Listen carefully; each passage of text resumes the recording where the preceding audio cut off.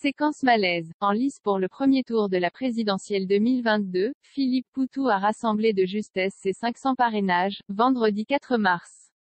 Candidat pour la troisième fois, l'ouvrier ne compte certainement pas refaire les mêmes erreurs qu'en 2017. À la tête du NPA, l'ancien ouvrier, humilié par les équipes de Laurent Ruquier dans On n'est pas couché, avait aussitôt regretté son passage sur France 2. Et pour cause, le compagnon de Béatrice, à peine arrivé sur le plateau, avait fait les frais d'un malaise général. Venu défendre son programme, dont son grand projet d'interdire les licenciements aux patrons, l'anticapitaliste s'était senti humilié par la chroniqueuse Vanessa Bourgraff, prise d'un fou rire au moment de l'interroger. Comment est-ce qu'on impose à un patron de les licenciements, avait-elle bafouillé.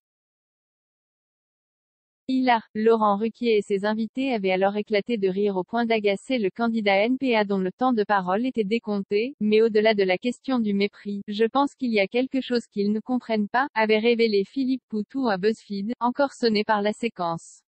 Au total, l'homme politique de 54 ans avait perdu près de 2 minutes 40 de son temps de parole politique.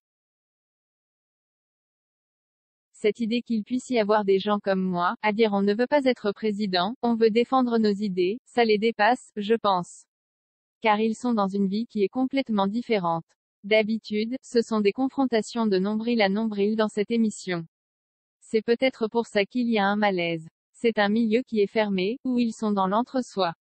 Dans des tas d'émissions on le voit, ils plaisantent entre eux, avait-il déploré.